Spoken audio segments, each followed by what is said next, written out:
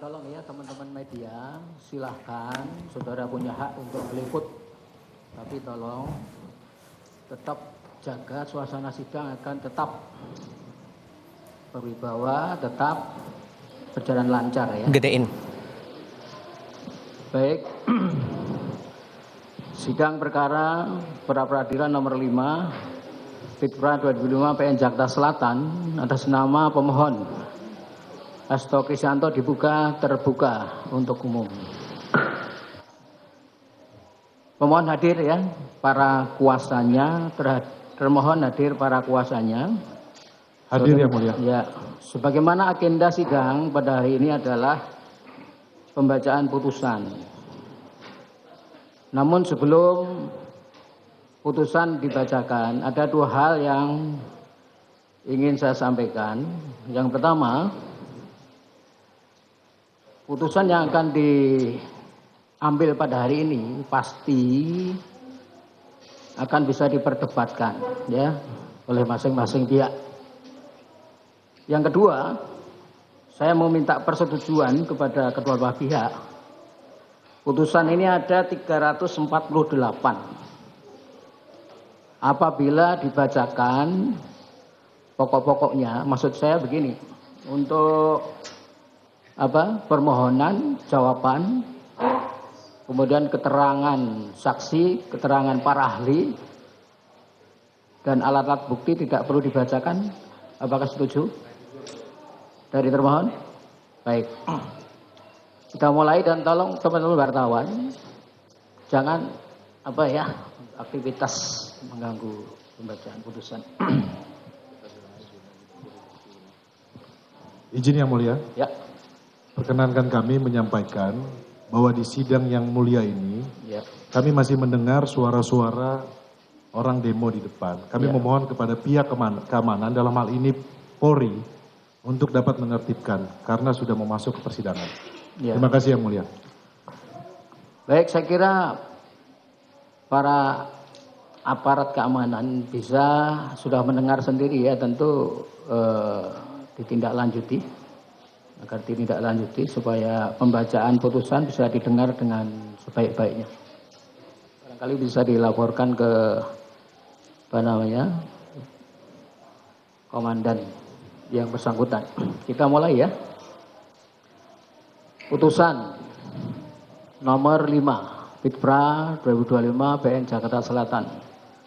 Demi keadilan berdasarkan ketuhanan yang Maha Esa, Pengadilan Negeri Jakarta Selatan kelas Suka khusus yang mengadili permohonan pra peradilan telah menjatuhkan putusan sebagai berikut dalam permohonan Hasto Kristianto beralamat di Villa Taman Kartini Jalan Geraha Asri 6 Romawi Blok G 3 Romawi nomor 18 Kota Bekasi, Provinsi Jawa Barat, dalam hal ini memilih domisili kuasa hukumnya yang memberikan kuasa kepada Profesor Dr. Todung Mulya Lubis, SLM dan kawan-kawan, para advokat dan penasihat hukum yang tergabung dalam tim advokasi yang beralamat di Jalan Diponegoro nomor 58 Menteng, Jakarta Pusat. Berdasarkan surat kuasa khusus tertanggal 6 Januari 2025 yang telah didaftarkan di Kepaniteraan Pengadilan Jakarta Selatan dengan nomor 20/SK/HKM/Romawi 1/2005 tanggal 10 Januari 2025 untuk selanjutnya disebut sebagai pemohon melawan Komisi Pemberantasan Korupsi Republik Indonesia, CEKI, pimpinan Komisi Pemberantasan Korupsi Republik Indonesia, beralamat di Jalan Kuningan Persada, Kavling 4, Setiabudi, Jakarta, untuk selanjutnya disebut sebagai termohon. Pengadilan tersebut telah membaca penetapan Ketua Pengadilan Negeri Jakarta Selatan nomor 5 Pitpra 2005 PN Jakarta Selatan tanggal 10 Januari 2005 tentang penunjukan hakim. Telah membaca penetapan hakim nomor 5 Pitpra 2005 PN Jakarta Selatan tanggal 10 Januari tentang hari sidang. Telah membaca berkas perkara dan surat-surat yang berhubungan dengan perkara ini. Telah memeriksa bukti surat yang diajukan oleh para pihak. Menimbang bahwa pemohon melalui surat permohonan tertanggal 9 Januari 2005 yang telah didaftarkan di Kepanitiaan Pengadilan Jakarta Selatan, register nomor 5 Pitpra 2005 PN Jakarta Selatan, telah mengajukan permohonan pra-peradilan mengenai sah atau tidaknya penetapan tersangka dengan alasan sebagai berikut. Tidak akan kami bacakan.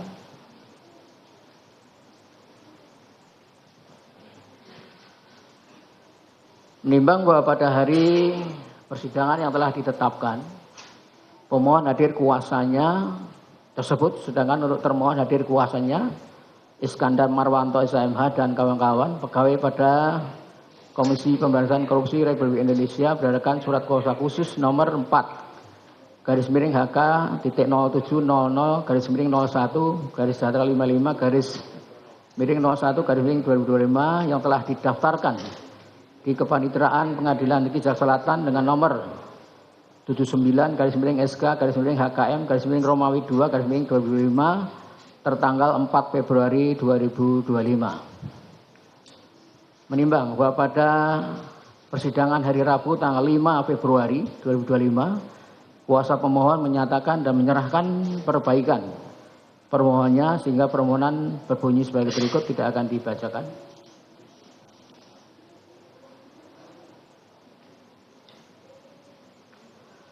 Menimbang bahwa terhadap permohonan pra-peradilan yang diajukan oleh pemohon tersebut, termohon telah mengajukan jawaban yang pada pokoknya sebagai berikut, tidak akan dibacakan.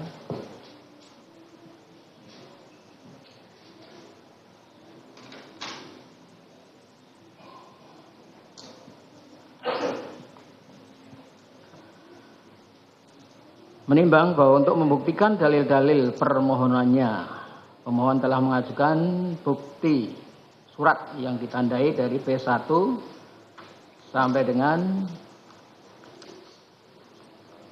P47.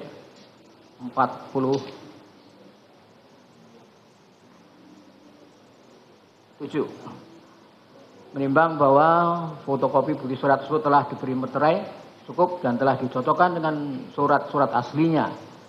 Dan ternyata sesuai dengan bunyi surat aslinya kecuali bukti P6A, P6B, P6C, P8, P9, P10, P12, P13, P15, P16, P38, dan P41. Pemohon tidak dapat menunjukkan aslinya di persidangan. Untuk bukti P14, P17, P18, P19, P20, P21, P22, P23, P24, P25, P26, P27, P28, P29, P30 sampai dengan P37, P39, P40, P43, P44, 45, 46, dan 47 berupa print out. Sedangkan untuk bukti P1 berupa soft copy. Menimbang bahwa selain bukti-bukti surat tersebut di atas, kuasa pemohon di persidangan telah mengajukan 2 orang saksi, yaitu Agustiani Theofredelina dan saksi Kusnadi.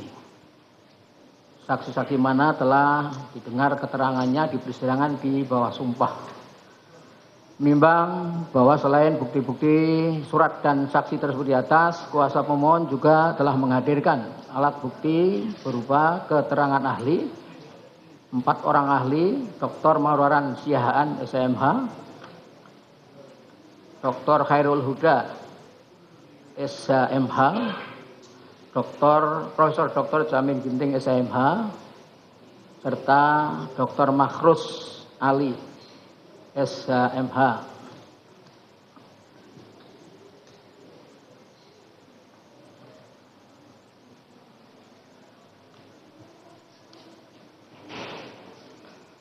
Menimbang bahwa untuk membuktikan dalil-dalil bantahannya, termohon telah mengajukan bukti surat yang ditandai dari T1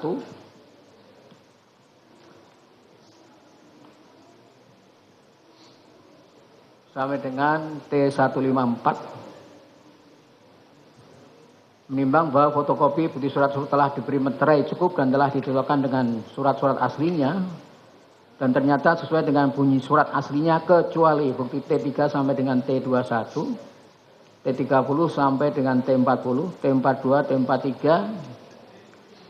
T45, T47, T48, 49, T50, T51, T54, T63, T68, T69, T70, T72, T73, T81, T86, T87, T89, T92, T93, T98, T99, T100, T101, 102, 103, 109, T111, 113, 115, 117, 118, T120, T122, T123, T124, T125, T126, T128, T129, T139, T143, T145, T146, dan T147. Termohon tidak menunjukkan aslinya sebagaimana daftar alat bukti tertulis yang disampaikan di persidangan. Sedangkan untuk bukti T25 berupa print out. Menimbang selain alat bukti tertulis tersebut di atas, termohon juga telah mengajukan barang bukti yang ditandai T130, T131, 132, 133, 134, 135, 136, 137, 138, 140, 141, 142, dan 144. Menimbang bahwa selain bukti surat dan barang bukti sebagaimana tersebut di atas, kuasa termohon di persidangan telah pula mengajukan 4 orang ahli, yaitu ahli Profesor Dr. Priya Jatmika SHMH, ahli Dr. Erdianto SH MHum, ahli Dr. Asmi Saputra SHMH,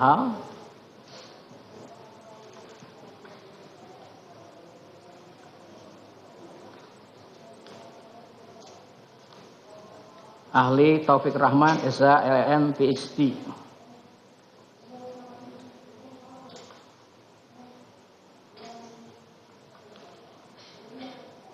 Menimbang bahwa terhadap alat bukti yang disampaikan pemohon, hakim berpendapat walaupun terdapat alat bukti yang tidak diperlihatkan aslinya di persidangan, namun bersesuaian dengan alat bukti lainnya, maka hakim berpendapat dapat digunakan untuk mempertimbangkan dalam putusan ini. Demikian pula tentunya terhadap alat bukti yang diajukan oleh termohon berdasarkan putusan Mahkamah Agung RI nomor 112 K Perdata 1996, kecuali terhadap alat bukti yang tidak bersesuaian dengan alat bukti lainnya, maka tidak akan dipertimbangkan. Menimbang bahwa selanjutnya pemohon dan termohon telah mengajukan kesimpulannya masing-masing pada tanggal 12 Februari 2025 sebagaimana termuat dalam berkas permohonan peradilan ini. Menimbang bahwa selanjutnya para pihak tidak mengajukan sesuatu hal lagi ke persidangan dan mohon putusan. Menimbang bahwa untuk menyingkat uraian putusan ini, maka segala sesuatu yang dicatat dalam berita acara persidangan harus dianggap termuat dan merupakan bagian yang tidak terpisahkan dari putusan ini. Tentang pertimbangan hukum. Menimbang bahwa maksud dan tujuan permohonan pra-peradilan pemohon adalah sebagaimana tersebut di atas. Menimbang bahwa terhadap permohonan pra-peradilan dari pemohon tersebut, termohon telah mengajukan eksepsi yang pada pokoknya adalah sebagai berikut. 1. Eksepsi tentang permohonan pra-peradilan merupakan materi pokok perkara tindak pidana korupsi. 2. Eksepsi tentang permohonan kabur atau tidak jelas atau obskur libel. 3. Eksepsi tentang error in objecto. 3. Tentang eksepsi perubahan atau penambahan permohonan. Menimbang bahwa selanjutnya hakim akan mempertimbangkan mengenai poin eksepsi dari termohon tersebut. Ad 1. Eksepsi tentang permohonan pra-peradilan merupakan materi pokok perkara tindak pidana korupsi. Menimbang bahwa dalam hal ini termohon pada pokoknya menyatakan sebagai berikut. 1. Bahwa pra-peradilan bukan lembaga yang berwenang menentukan layak atau tidaknya suatu perkara ke tahap pemeriksaan sidang pengadilan, melainkan hanya melakukan pemeriksaan formil. Penentuan layak atau tidaknya suatu perkara dilimpahkan ke sidang pengadilan merupakan kewenangan penuntut umum. Oleh karena itu, hakim pra-peradilan tidak memiliki kewenangan untuk menilai materi pokok perkara tindak pidana korupsi, apalagi pemeriksaan dalam persidangan pra-peradilan hanya diberi waktu 7 hari serta dilakukan oleh hakim tunggal. 2. Bahwa dalil-dalil pemohon yang seharusnya disampaikan pada pemeriksaan di persidangan pokok perkara pada pengadilan tindak pidana korupsi sebagai hak pemohon untuk melakukan pembelaan atau pledoi. Pembuktian unsur-unsur tindak pidana yang dipersangkakan kepada pemohon dan penilaian kausalitas bukti-bukti haruslah diperiksa, diadili, dan diputus pada persidangan pokok perkara di pengadilan tindak pidana korupsi merupakan wewenang mutlak atau absolut dari majelis hakim pada pengadilan tindak pidana korupsi sebagai satu-satunya pengadilan atau special court yang berwenang memeriksa, mengadili, dan memutus tindak pidana korupsi. Menimbang bahwa meskipun pemohon menguraikan tentang putusan Pengadilan Negeri Jakarta Pusat nomor 28/Pitsus/TP/2020 PN Jakarta Pusat tanggal 24 Agustus 2020 yang tidak menyebutkan nama pemohon dalam pertimbangan hukumnya sebagai pihak yang turut serta melakukan tindak pidana sebagai pihak yang menerima keuntungan berupa uang, yang mana hal tersebut tidaklah menjadikan permohonan yang diajukan oleh pemohon menjadi tidak beralasan untuk diajukan, karena jika dicermati, permohonan pemohon telah jelas menguraikan pokok permasalahan dalam perkara aku adalah tentang penetapan pemohon sebagai tersangka, yang mana penetapan tersangka adalah salah satu objek pra-peradilan sebagaimana ketentuan pasal 21 Peraturan Mahkamah Agung RI nomor 4 tahun 2016 tentang larangan peninjauan kembali putusan pra-peradilan. Menimbang berdasarkan rangkaian pertimbangan hukum supaya di atas, hakim berpendapat eksepsi termohon A1 tidaklah beralasan hukum dan haruslah ditolak. 2. Eksepsi tentang permohonan kabur atau tidak jelas atau obscure legal. Menimbang bahwa dalam hal ini termohon pada pokoknya menyatakan sebagai berikut. 1. Bahwa tidak ada relevansi antara kritik pemohon terkait kebijakan pajak pertambahan nilai sejumlah 12%, option pajak kendaraan bermotor sebesar 66% dengan perkara pra-peradilan agung. Termohon juga tidak dalam urutan berkaitan termohon juga tidak dalam urusan berkaitan dengan hal-hal yang didalilkan oleh pemohon tersebut. 2. Bahwa juga tidak ada relevansi antara prosesi pengangkatan pimpinan termohon dengan ruang lingkup pra-peradilan yang hendak diujikan oleh pemohon. Suksesi kepemimpinan pada lembaga termohon tidak seharusnya menjadi alasan. Sekali lagi, termohon bukan organisasi politik yang menggunakan anasir-anasir politik dalam melaksanakan tugas pokok dan fungsi termohon sebagai institusi penegak hukum. 3. Bahwa sungguh tidak linear dengan petitum yang dimohonkan berkaitan dengan kedua hak dalil tersebut. Seharusnya secara formil, dalil-dalil dalam permohonan pra-peradilan atau posita atau fundamentum petendi, yaitu bagian yang berisi dalil yang menggambarkan adanya hubungan yang menjadi dasar atau urian dari suatu tuntutan. Dalam mengajukan suatu tuntutan, pemohon harus menguraikan terlebih dahulu alasan-alasan atau dalil-dalil yang melandasi pengajuan tuntutan, atau dengan kata lain posita atau fundamentum petendi berisi uraian tentang kejadian perkara atau duduk persoalan suatu kasus. Sedangkan petitum berisi tuntutan apa saja yang dimintakan oleh pemohon kepada hakim untuk dikabulkan. Menimbang bahwa terhadap dalil eksepsi yang diajukan oleh termohon tersebut, hakim berpendapat bahwa apa yang diuraikan oleh pemohon di dalam permohonannya merupakan penjelasan atau uraian yang bertujuan untuk mendukung dalil pokok permasalahan pemohon, yaitu penetapan pemohon sebagai tersangka. Namun untuk menilai apakah dalil tersebut memiliki relevansi dengan pokok permasalahan perkara aku, hakim akan mempertimbangannya dalam pokok perkara. Menimbang bahwa akan tetapi selanjutnya setelah hakim mempelajari dan mencermati permohonan pemohon maupun jawaban termohon, yang mana penetapan pemohon sebagai tersangka didasari oleh 2 surat perintah penyidikan sebagai berikut. 1. Surat perintah penyidikan nomor Sprint-152-1/12.01/2024 tanggal 23 Desember 2004 atas nama Hasto Kristianto atau pemohon dengan dugaan merintangi penyidikan. 2. Surat perintah penyidikan nomor Sprint-153-0/01/12/2024 tanggal 23 Desember 2004 atas nama Hasto Kristianto atau pemohon dengan dugaan memberi hadiah atau janji kepada penyelenggara negara. Maka hakim akan mempertimbangkan sebagai berikut. Menimbang bahwa penetapan tersangka terhadap pemohon dengan 2 surat perintah penyidikan tersebut di atas jelas adalah terkait dengan dugaan 2 tindak pidana yang berbeda yang disangkakan kepada pemohon, yaitu dugaan tindak pidana perintangan penyidikan dan dugaan tindak pidana memberi janji atau hadiah atau suap kepada penyelenggara negara. Menimbang bahwa jika dihubungkan dengan dalil permohonan pemohon bab 3 butir D yang menyatakan penetapan tersangka oleh termohon tidak didukung oleh 2 alat bukti permulaan yang cukup dalam perkara yang bersangkutan, dan justru mengacu pada alat bukti perkara yang lain yang sudah inkrah van gewetste berkekuatan tetap, sehingga penetapan tersangka tidak sah dan patut untuk dibatalkan. Maka timbul pertanyaan, Apakah alat bukti perkara lain yang dimaksud pemohon tersebut adalah digunakan untuk dugaan tindak pidana merintangi penyidikan berdasarkan sprendik nomor 152 atau untuk dugaan tindak pidana memberi hadiah atau janji kepada penyelenggara sebagaimana dalam sprendik nomor 153 atau digunakan dalam kedua dugaan tindak pidana tersebut sekaligus. Di mana jika mendasarkan pada dalil permohonan pemohon maupun dalil bantahan termohon bahwa perkara yang sudah inkrah adalah perkara suap atas nama Wahyu Setiawan dan Agustiani Tio Fridelina. Sedangkan tidak ada perkara perintangan penyidikan yang sudah inkrah sebelumnya. Menimbang bahwa pertanyaan tersebut penting menurut hakim karena justru pemohon dalam permohonan pra-peradilan ini mempermasalahkan mengenai penetapan tersangka dalam dua dugaan tindak pidana pada pemohon yang tidak didukung oleh alat bukti permulaan yang cukup, yang mana tentang bukti permulaan akan dinyatakan sah atau tidak menjadi dasar dua penetapan tersangka berikut sah tidaknya segala upaya paksa yang dilakukan termohon dalam pra-peradilan ini.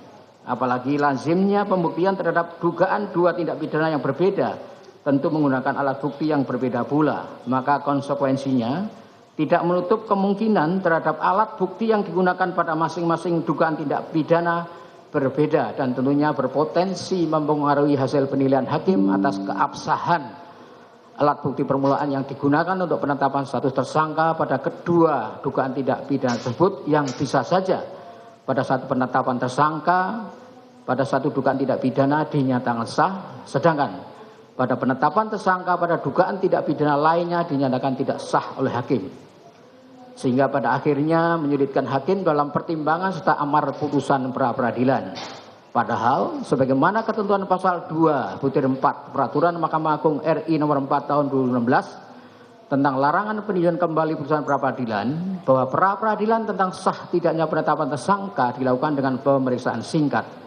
Bahkan dalam ketentuan pasal 82/C KUHP dilakukan secara cepat dan dalam waktu selambat-lambatnya 7 hari hakim sudah menjatuhkan putusan, yang mana pemaknaan pemeriksaan singkat walaupun tidak dijelaskan dalam ketentuan Perma nomor 4 tahun 2016 tersebut, namun merujuk pada ketentuan pasal 203 ayat 1 KUHP yang dimaksud pemeriksaan singkat yaitu pembuktian dan penerapan hukumnya mudah. Menimbang bahwa oleh karena alasan tersebut hakim berpendapat permohonan pemohon seharusnya diajukan dalam dua permohonan pra-peradilan bukan dalam satu permohonan. Menimbang bahwa dengan demikian permohonan pemohon yang menggabungkan tentang sah tidaknya dua surat perintah penyidikan atau sah tidaknya penetapan tersangka dalam satu permohonan haruslah dinyatakan tidak memenuhi syarat formil permohonan pra-peradilan. Maka terhadap eksepsi termohon A2 tersebut beralasan hukum dan patut dikabulkan. Menimbang bahwa berdasarkan berbagai pertimbangan hukum sebagaimana terus di atas, hakim berpendapat bahwa oleh karena eksepsi pada A2 dikabulkan, maka terhadap eksepsi termohon yang lain dan selebihnya tidak perlu dipertimbangkan dan diberi penilaian hukum. Menimbang bahwa oleh karena eksepsi termohon dikabulkan, maka terhadap pokok perkara ini tidak perlu dipertimbangkan dan diberi penilaian hukum lagi. Sehingga dengan demikian, hakim berpendapat bahwa permohonan pra-peradilan dari pemohon adalah dinyatakan tidak dapat diterima. Menimbang oleh karena permohonan pra-peradilan pemohon dinyatakan tidak dapat diterima, maka pemohon dibebani untuk membayar biaya perkara yang timbul dalam permohonan ini yang jumlahnya akan ditentukan dalam amar putusan di bawah ini. Memperhatikan Undang-Undang nomor 8 tahun 81 tentang Kitab Undang-Undang Hukum Acara Pidana, Undang-Undang nomor 30 tahun 2002 tentang KPK yang diperbaharui dengan Undang nomor 19 tahun 2011 tentang perubahan kedua atas Undang-Undang 30 tahun 2002 tentang KPK serta peraturan lain yang bersangkutan. Mengabulkan eksepsi dari termohon. 2, menyatakan permohonan pra-peradilan pemohon kabur atau tidak jelas. Menyatakan permohonan pra-peradilan pemohon tidak dapat diterima. Membebankan biaya perkara kepada pemohon sejumlah nihil. Demikian diputuskan pada hari Kamis tanggal 13 Februari 2022 oleh Juyamunto, Hakim Pengadilan Negeri Selatan kelas 1A khusus, dan diucapkan dalam sidang terbuka untuk umum pada hari dan tanggal itu juga oleh hakim tersebut, dibantu Ijat Mokaisa Panitera Pengganti pada Pengadilan Negeri Jakarta Selatan tersebut dihadiri kuasa pemohon dan kuasa termohon. Demikian putusan sudah diambil. maka persidangan dalam perkara pra-peradilan nomor 5 atas nama pemohon Hasto Kristianto dinyatakan selesai dan ditutup.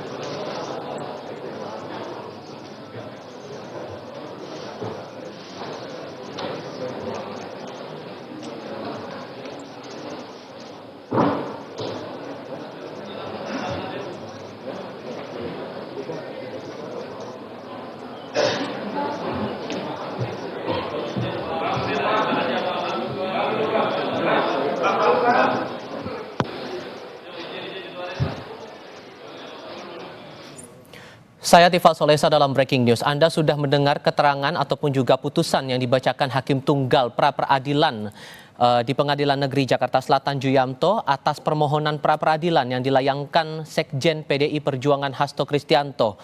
Dalam putusan tadi, Hakim Tunggal Pengadilan Negeri Jakarta Selatan menyatakan menolak permohonan pra-peradilan Hasto Kristianto dengan satu alasan mendasar, yakni permohonan penolakan atas terbitnya 2 sprindik terhadap Hasto untuk 2 kasus berbeda tidak dipisah dalam permohonan pra-peradilan.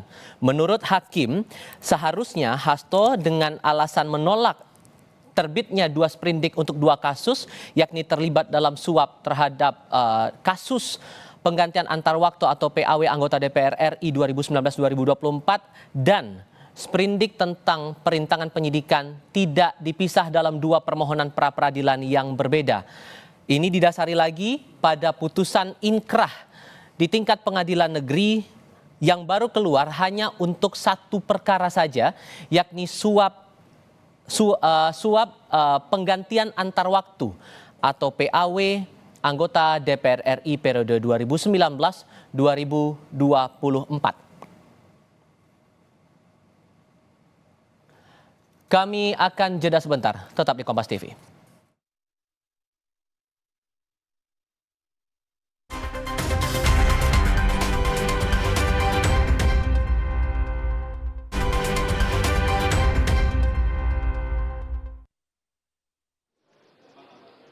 Untuk Anda yang baru bergabung bersama Kompas TV, kami sampaikan kembali, belum lama ini Pengadilan Negeri Jakarta Selatan memutuskan menolak pra-peradilan yang dimohonkan Sekretaris Jenderal PDI Perjuangan Hasto Kristianto yang kini dijerat dengan status sebagai tersangka dalam 2 perkara berbeda di Komisi Pemberantasan Korupsi, yakni terlibat dalam kasus suap penggantian antar waktu anggota DPR RI dan juga obstruction of justice atau perintangan penyidikan.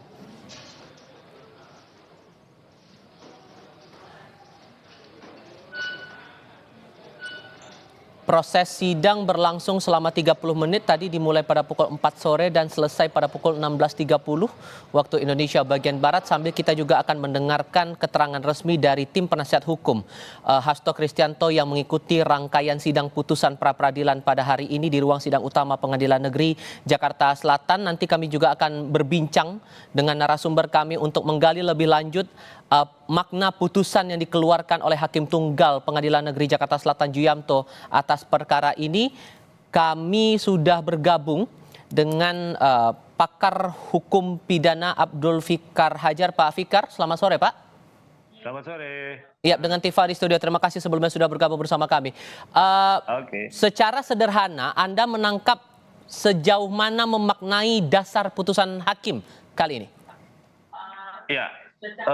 Gini, yang harus dipahami adalah bahwa pra-peradilan itu adalah mengadili prosedur, ya, mengadili tahapan-tahapan yang harus ditempuh oleh penegak hukum dalam melakukan upaya paksa umpamanya. Mohon maaf Pak Fikar, saya harus potong dulu di situ. Kita coba dengarkan keterangan pers dulu yang disampaikan oleh tim penasihat hukum Hasto di Pengadilan Negeri Jakarta Selatan.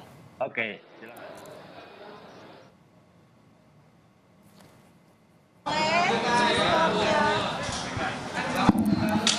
Banget. Oke ya, kita bisa mulai ya. Oke teman-teman sekalian, terima kasih untuk atensinya terhadap pembacaan putusan pra-peradilan pada hari ini. Kami harus mengatakan bahwa kami kecewa dengan putusan pra-peradilan yang dibacakan dan saudara-saudara juga sudah mendengarkan dengan pertimbangan hukum, dengan legal reasoning yang bisa meyakinkan kita semua bahwa permohonan pra-peradilan itu tidak diterima. Tetapi kami sangat menyayangkan bahwa kami tidak menemukan pertimbangan hukum atau legal reasoning yang meyakinkan untuk bisa memahami kenapa pra-peradilan itu ditolak. Buat saya, ini adalah satu apa yang disebut miscarriage of justice. Tahu saudara miscarriage of justice ya? Itu miscarriage itu kan keguguran. Jadi keadilan yang digugurkan atau peradilan sesat. Kita datang ke pengadilan negeri Jakarta Selatan untuk menguji abuse of power, pelanggaran-pelanggaran yang dilakukan oleh KPK, karena sangat telanjang di depan mata kita, pelanggaran itu dilakukan. Tuduhan bahwa Hasto Kristianto melakukan obstruction of justice itu tuduhan yang hampa, tuduhan yang tidak ada dasarnya sama sekali. Hasto Kristianto itu sangat kooperatif. Tuduhan bahwa Hasto Kristianto terlibat dalam melakukan pemberian hadiah dalam kasus Wahyu Setiawan itu pun tidak ada dasarnya. Kenapa? Karena putusan itu sudah inkrah 5 tahun yang lalu dan Hasto Kristianto sama sekali tidak terlibat, sama sekali tidak disebut sebagai pihak yang memberikan atau memfasilitasi suap. Jadi dua hal ini yang kami harapkan sebenarnya mendapat perhatian dan legal reasoning yang kuat dari hakim tunggal yang memeriksa perkara ini. Tapi apa dikata, kita mendapat putusan yang dangkal. Ini bukan pendidikan hukum, ini pembodohan hukum. Saya harus katakan demikian. Saudara Magdir, saya, saudara Roni, dan yang lain-lain, itu sudah praktek hukum puluhan tahun. Kita tidak mengharapkan putusan yang dangkal semacam ini. Publik juga menginginkan putusan dengan legal reasoning yang sangat meyakinkan. Dan itu yang tidak kita temukan. Jadi buat saya, ini satu setback, satu kemunduran. Nah, apa yang akan kami lakukan? Mungkin saudara Magdir Ismail akan menjelaskan apa yang akan kita lakukan. Tapi, this is not the end. This is not the end. Perjuangan untuk menegakkan hukum dan keadilan adalah kewajiban yang ada pada pundak kita semua. Dan kita akan melakukan apa yang bisa kita lakukan. Tapi apa yang akan kita lakukan, ini kita akan rumuskan dan diskusikan bersama nantinya. Mungkin Magdir. Terima kasih semuanya. Saya kira pertanyaan pokok sebenarnya yang harus kita ajukan kepada hakim tunggal ini. Apakah di dalam proses pra-peradilan itu ada larangan yang secara hukum bisa melarang orang menguji dua penetapan tersangka dalam satu permohonan? Enggak ada apapun itu. Kalau dalam praktek hukum pidana normal, kita kenal secara teoritis apa yang kita sebut dengan penggabungan perkara. Ada kumulasi subjektif, ada kumulasi objektif. Artinya apa?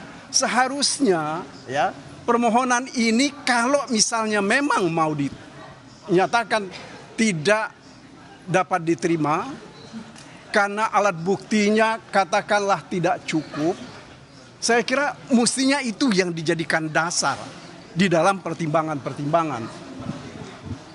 Ada 7 ahli hukum pidana yang sudah dihadirkan. Semuanya menerangkan dengan lugas dan jelas bahwa penetapan tersangka itu harus ada terkait dengan pasal-pasalnya, itu harus ada korelasinya dengan pasal yang dipersangkakan. Selain itu harus juga dilakukan semacam bukti permulaannya itu harus substantif dan juga merupakan delik inti dari pasal yang dipersangkakan. Nah, kalau seandainya itu dalam pertimbangan tadi yang dikemukakan oleh majelis, tentu kami akan dengan senang hati menerimanya. Tetapi itu sama sekali tidak didengar, tidak diucapkan oleh majelis yang terhormat ini. Meskipun dia sudah menyebut tadi sejumlah ahli sudah dihadirkan, akan tetapi apakah pendapat ahli itu sama sekali tidak dipertimbangkan? Seolah-olah kalau buat saya, ya, ini adalah bentuk pelecehan baru terhadap proses persidangan ini. Pak, ini kan yang kalau kita lihat dari persidangan hari ini kan sudah ditolak, berarti artinya status tersangkanya sah. Kira-kira secara hukum masih akan ada upaya yang dilakukan lagi nggak dari kubu Jaksa? Saya kira begini, ini yang mesti dibuat keliru dulu ya. Permohonan kami ini tidak dapat diterima, tapi ada satu sisi tadi keterangan dari pertimbangan dari majelis tadi bahwa antara perbuatan menghalang-halangi penyidikan ini meskipun dia tidak katakan ini diterima, tetapi tidak berdasarkan bukti permulaan yang cukup. Bahkan ini berdasarkan bukti-bukti yang lain yang tidak ada sangkut pautnya dengan perkara ini. Nah, ini ambigu ya, yaitu seperti kata Bang Mulya tadi, ini adalah bentuk pembodohan baru ya dari putusan dan dari proses peradilan kita ini. Saya kira apa yang hendak kami lakukan tentu dalam minggu depan pasti kami akan sampaikan kepada kawan-kawan.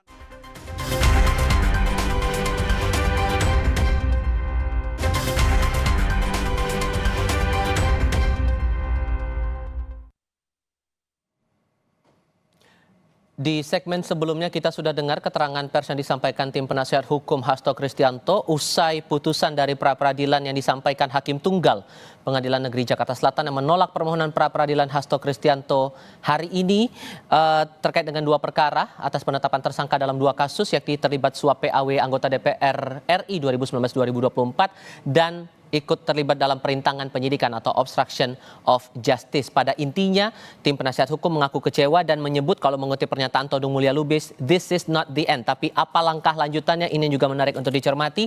Kami masih akan melanjutkan diskusi. Tadi sudah bergabung pakar hukum pidana Abdul Fikar Hajar dan kita juga sudah bergabung dengan mantan komisioner Komisi Pemberantasan Korupsi Saud Sitomorang. Pak Fikar masih bersama kami ya? Oke, terima kasih Pak Saud. Apa kabar Pak? Sore juga Pak Saud. Baik. Oke, terima kasih sudah bergabung. Saya mau melanjutkan pertanyaan saya di segmen sebelumnya nih Pak Fikar. Dengan alasan atau pertimbangan hakim menolak 2 sprindik dengan di 2 kasus berbeda, seharusnya diajukan 2 permohonan juga dong di pra-peradilan ini. Cukup beralasan tidak bahwa itu yang menjadi dasar penolakan? Ya, ini yang harus dipahami adalah pra-peradilan itu kan mempersoalkan prosedur sebenarnya, ya, keabsahan keabsahan tindakan upaya paksa yang dilakukan oleh penyidik gitu ya dalam satu perkara pidana. Itu yang dipersoalkan itu. Nah, sekarang apakah tindakan penetapan tersangkanya itu atas dasar 1 perkara atau 2 perkara? Nah, itu yang akan terlihat dalam pemeriksaan gitu. Ya, jadi menurut saya seharusnya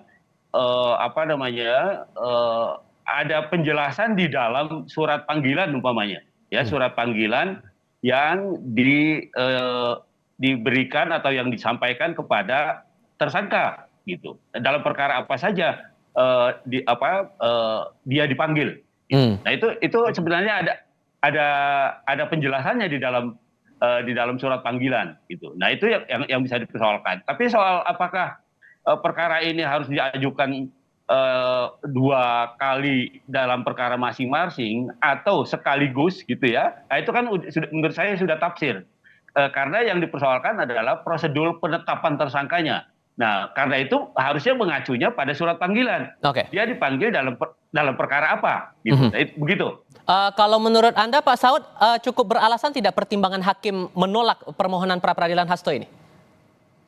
Ya, lagi-lagi pertama karena memang dia bahasnya adalah bukan masuk di materi, di formilnya, ya secara keseluruhan kita tidak merasa ragu tentang bahwa hal ini putusannya kan seperti itu gitu. Cuman kan lagi-lagi pertanyaannya adalah dari awal sejak kasus ini ada tahun 2010, 2020,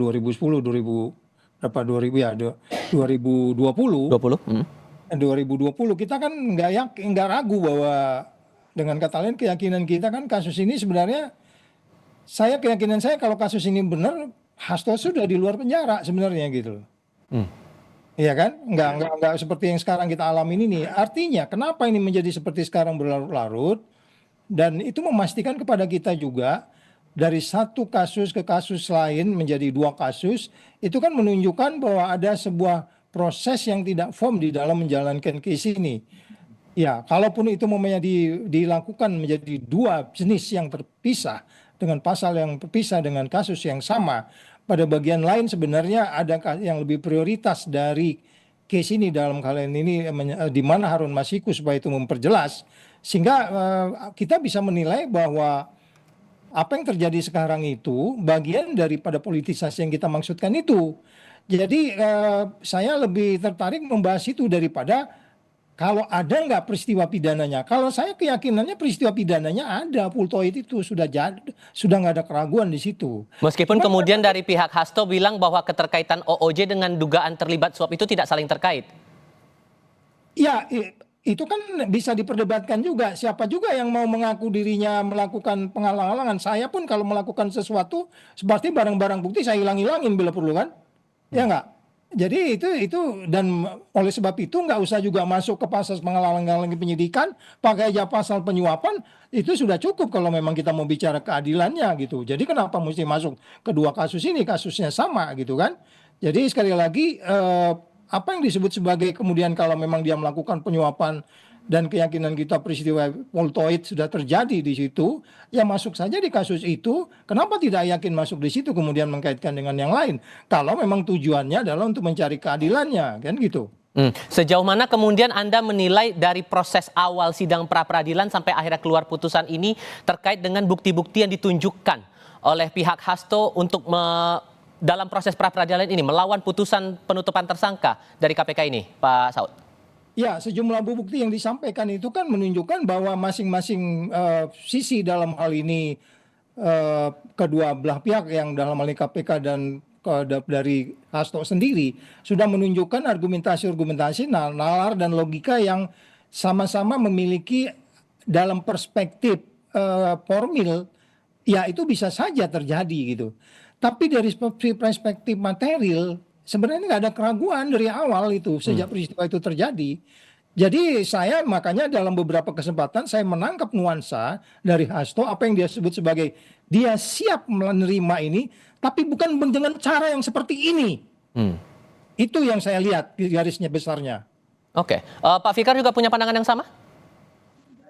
Iya,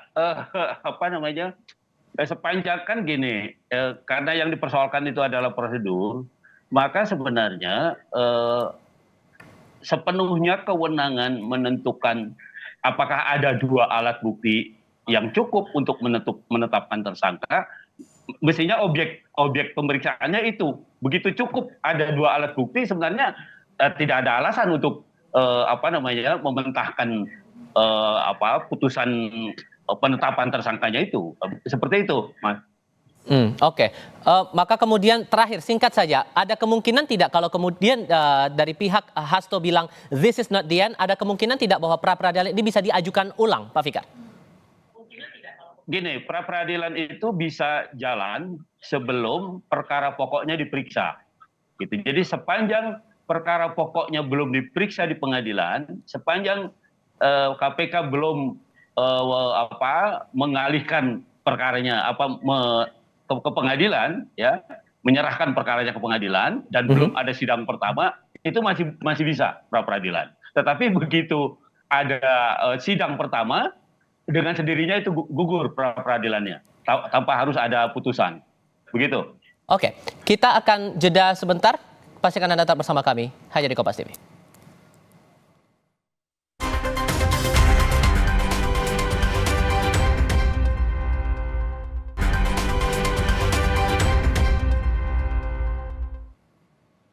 Saudara, dalam putusan pra-peradilan yang baru dibacakan sore ini, Hakim Tunggal Juyamto menolak permohonan gugatan Sekjen PDI Perjuangan Hasto Kristianto atas penetapan sebagai tersangka oleh Komisi Pemberantasan Korupsi. Berpendapat bahwa permohonan pra peradilan dari pemohon adalah dinyatakan tidak dapat diterima. Menimbang boleh karena permohonan pra peradilan pemohon dinyatakan tidak dapat diterima, maka pemohon dibebani untuk membayar biaya perkara yang timbul dalam permohonan ini yang jumlahnya akan ditentukan dalam amar putusan di bawah ini. Memperhatikan Undang-Undang Nomor 8 Tahun 81 tentang Kitab Undang-Undang Hukum Acara Pidana mengadili. Mengabulkan eksepsi dari termohon. 2. Menyatakan permohonan pra peradilan pemohon kabur atau tidak jelas. Menyatakan permohonan pra peradilan pemohon tidak dapat diterima. Membebankan biaya perkara kepada pemohon sejumlah nihil. Demikian diputuskan pada hari Kamis tanggal 13 Februari 2025 oleh Juyamto, Hakim Pengadilan Negeri Selatan kelas 1A khusus, dan diucapkan dalam sidang terbuka untuk umum pada hari dan tanggal itu juga oleh hakim tersebut, dibantu Ijat Mokaisa Panitera Pengganti pada Pengadilan Negeri Jakarta Selatan tersebut dihadiri kuasa pemohon dan kuasa termohon. Demikian putusan sudah diambil. Jurnalis Kompas TV Niputu Trisnanda siap dengan laporan langsungnya di Pengadilan Negeri Jakarta Selatan. This is not the end, kata Todung Mulya Lubis dalam keterangan pers kali ini, Putu. Maksudnya apa? Apa langkah hukum lain mau coba diupayakan oleh tim penasihat hukum Hasto?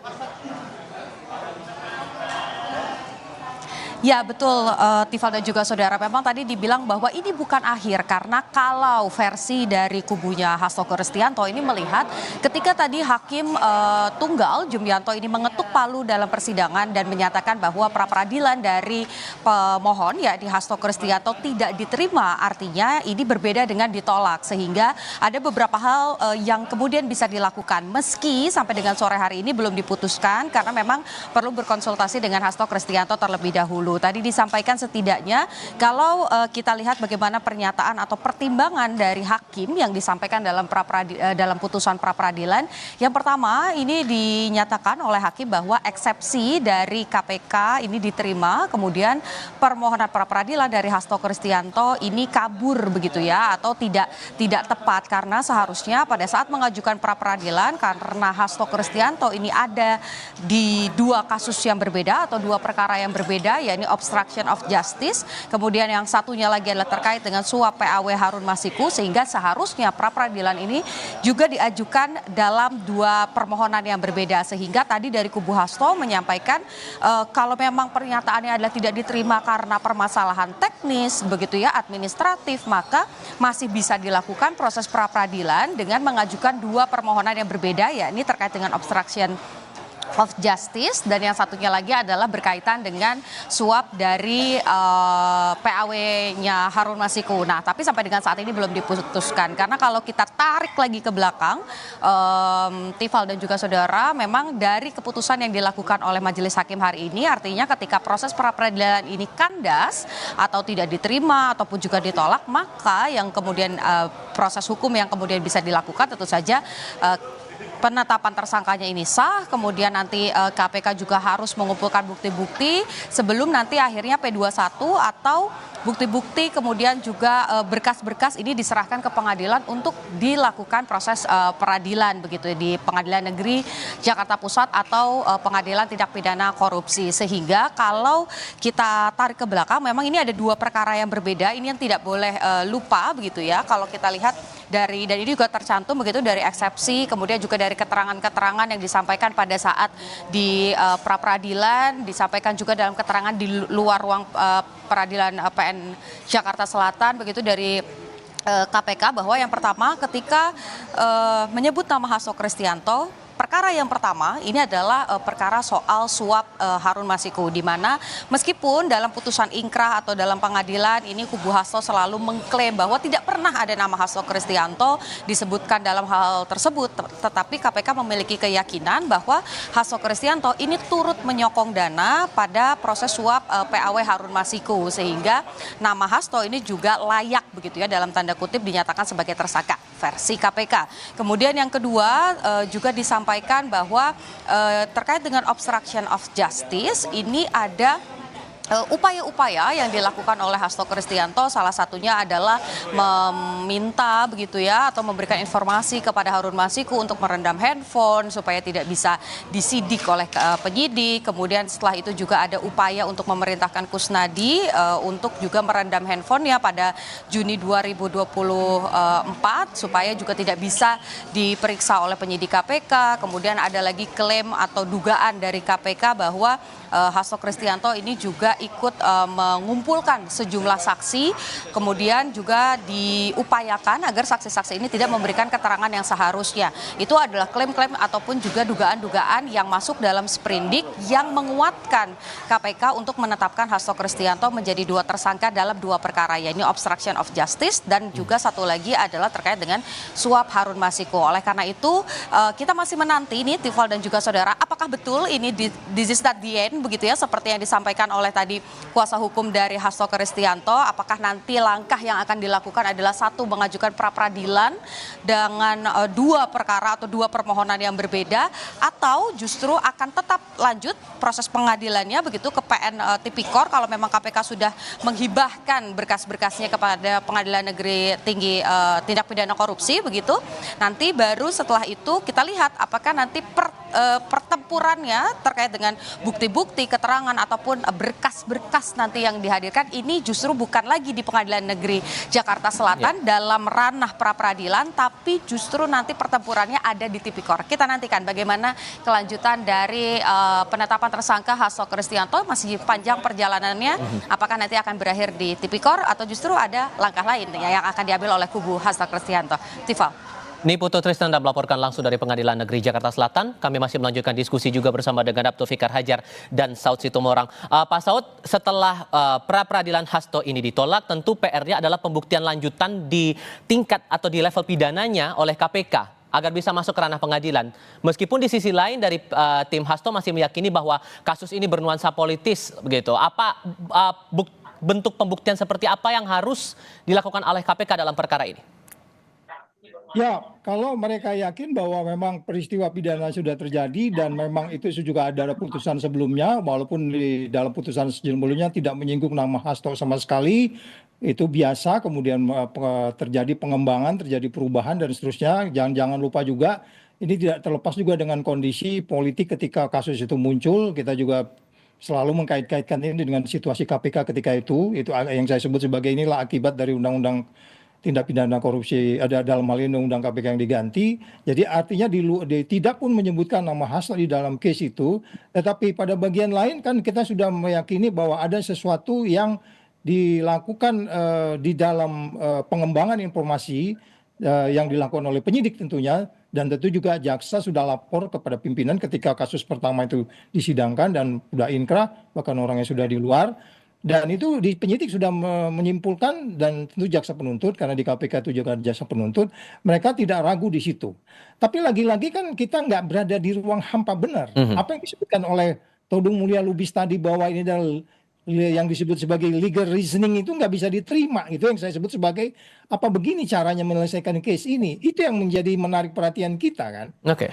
Kalau memang ini dilakukan, Hasto itu sudah di luar gitu. Oke. Jadi udah jelas, kita nggak ada ragu nih politisasi. Bahasa lainnya legal reasoning. Kalau Anda paham legal reasoning, itu bahasa lainnya apa begini cara menyelesaikan penindakan hukum di Indonesia. Itu pertanyaannya, itu legal reasoning itu seperti itu. Jadi kita tidak hanya berdebat apa yang disebut sebagai identifikasi, kemudian berdebatan, terus kemudian logika, argumentasi, terus bagaimana menerapkan hukum. Itu yang jadi pertanyaan, makanya disebutnya legal reasoningnya gitu loh. Saya akan minta pendapatnya Pak Fikar soal ini, apakah sepakat juga dengan pernyataan Pak Saud, tapi setelah jeda kita istirahat sebentar, kami segera kembali. Oke.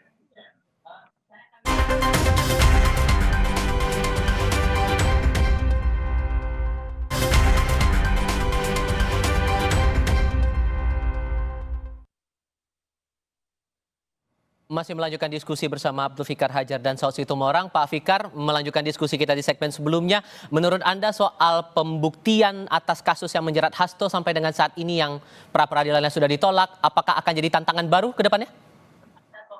Ya, saya kira dengan putusan menetapkan HK ini menjadi tersangka, saya kira KPK itu sudah memiliki cukup alat bukti gitu ya.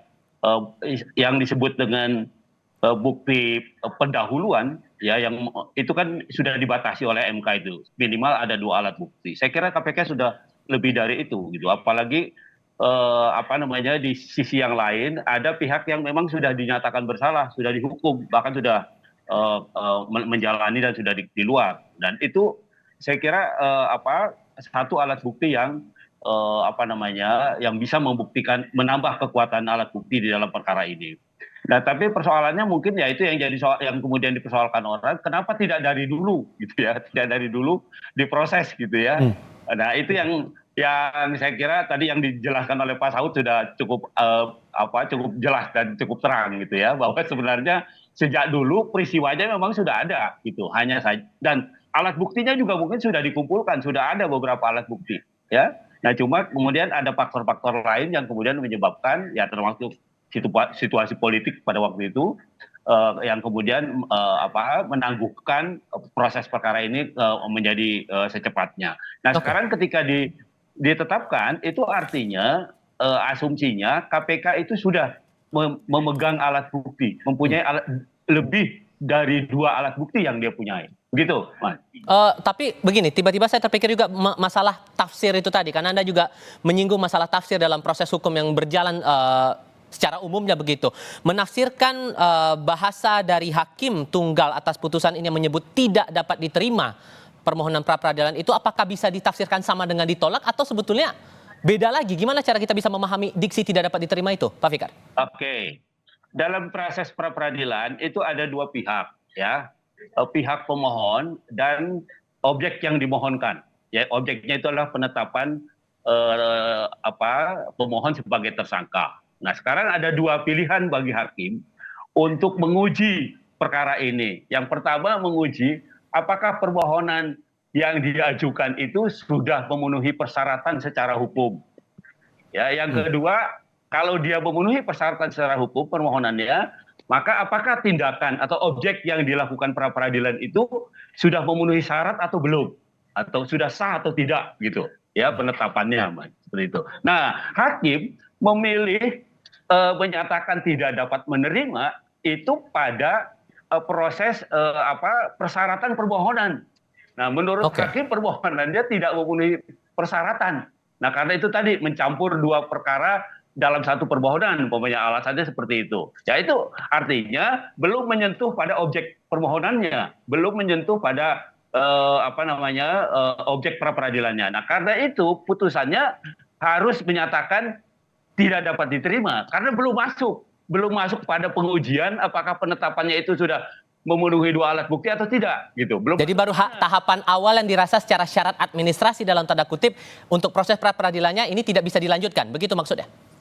Betul. Jadi karena secara administratif permohonannya tidak memenuhi syarat, maka tidak dinyatakan tidak dapat diterima permohonannya. Seperti itu. Oke. Maka sekarang kan PR-nya adalah melanjutkan proses hukum ini oleh KPK, Pak Saud. Menurut Anda dengan proses pra-peradilan yang tidak dapat diterima, permohonan pra-peradilan Hasto ini di pengadilan, masih bisakah kemudian KPK untuk memeriksa kembali Hasto dalam 2 perkara itu, obstruction of justice dan juga keterlibatan suap? Ya, itu sisi lain lagi, apakah ini mereka menggabungkan atau memisahkan dan seterusnya. Tapi untuk perkara yang sama, menjadi unik, untuk perkara yang sama ada 2 tuntutan gitu ya. Saya juga baru pertama lihat tuh ada, karena biasa orang kalau di dalam penyidikan tentu akan berupaya untuk menghindar, menghilangkan dan lain-lain dan seterusnya. Tetapi untuk kemudian ini dilanjutkan atau tidak, ya mereka lebih paham dan memang buktinya sudah cukup. Dan jangankan dari sekarang, dari tahun 2020 juga itu udah bisa dilanjutkan. Tetapi kan itu nggak jalan-jalan. Jadi pertanyaannya kembali lagi, kalau tadi Todung Mulya Lubis mengatakan legal reasoningnya yang kacau berpikirnya gitu. Cara kita mulai mengidentifikasi kasus ini, bagaimana menerapkannya, dan cara kita berargumentasi, ya sehingga mengambil kesimpulan yang dibuat tadi bahwa kasusnya dipisah. Ya oke, itu mereka silakan aja mengajukan kasusnya secara terpisah ke pra-peradilan kembali. Tetapi dilanjut atau tidak dilanjut di pra-peradilan, penyidikan itu bisa berlangsung Dan hari ini juga mereka bisa kalau P21 sudah cukup, mereka langsung melimpahkan ke pengadilan. Jadi itu sesuatu yang sangat normatif saya pikir bisa menjelaskan lebih lanjut di situ. Eh, Pak me- Fikar. Oke, sorry saya potong di situ Pak. Dengan pertanyaan yang sama saya tanyakan ke Pak Fikar, memaknai bahwa istilah tidak dapat diterima kemudian ada bahasa ditolak, ada yang berpikir bahwa ini bisa jadi akan jadi celah begitu untuk proses hukum yang coba diupayakan oleh tim Hasto Kristianto dalam perkara ini. Menurut Anda diksinya sama atau memaknainya gimana menurut Anda Pak Saud?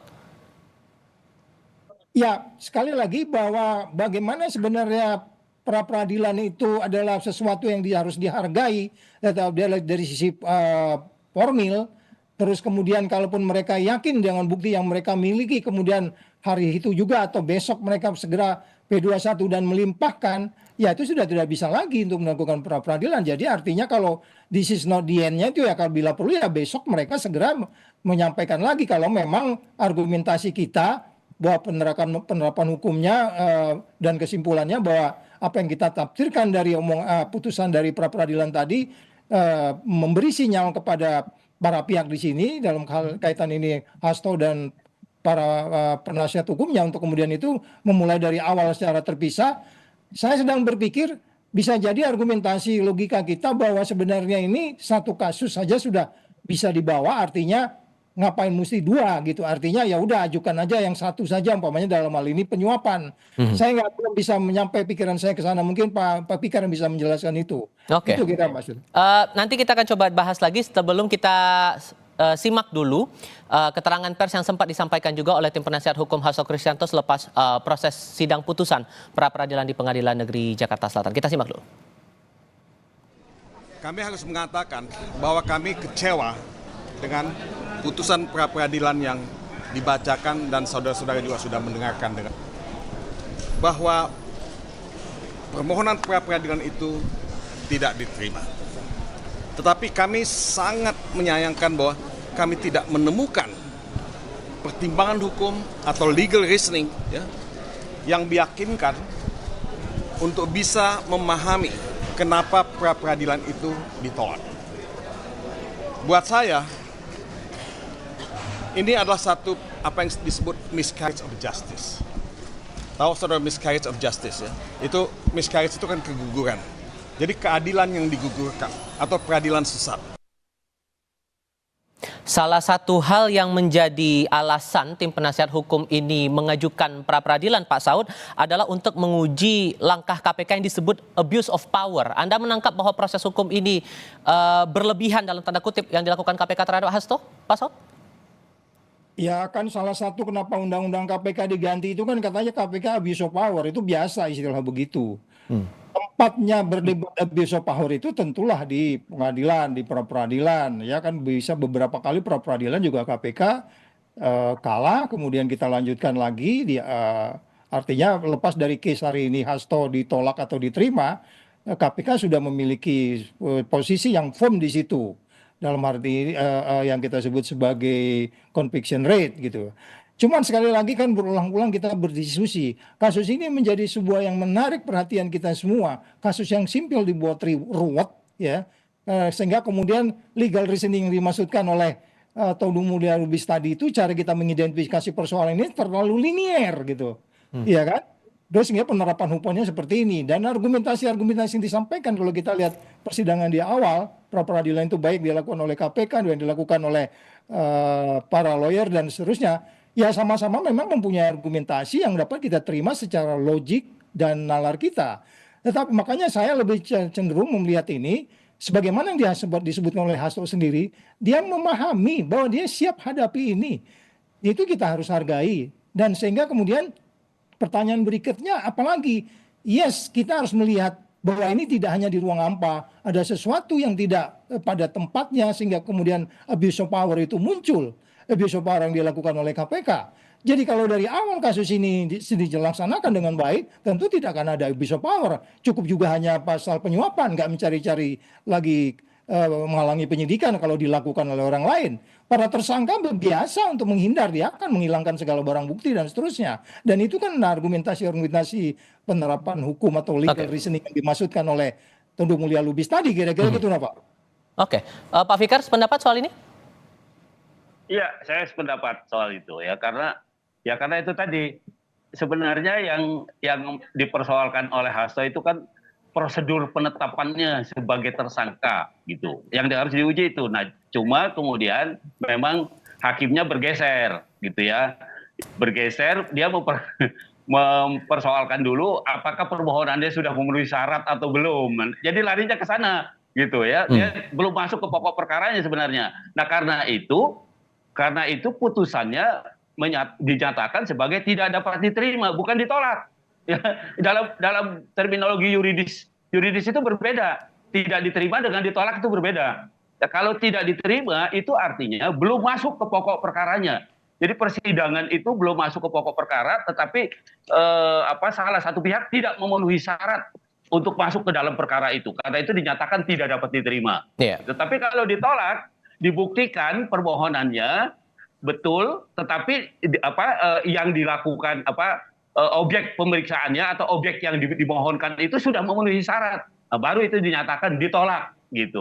Nah, KPK sudah memberikan kesempatan memanggil dengan cermat, kemudian sudah menyiapkan lebih dari 2 alat bukti dan sebagainya. Nah, itu baru ditolak bunyinya. Tapi ini tidak dapat diterima. Nah, karena itu tadi permohonannya tidak memenuhi syarat. Begitu. Sudah kami tangkap poinnya di situ, tapi sayang sekali juga harusnya kami bisa mengundang tim penasihat hukum Hasto untuk bisa berbicara soal ini, namun tidak bisa bergabung dalam diskusi kita. Pak Fikar, Pak Saud, terima kasih banyak sudah mau berbagi pandangan bersama kami kali ini. Selamat sore semuanya.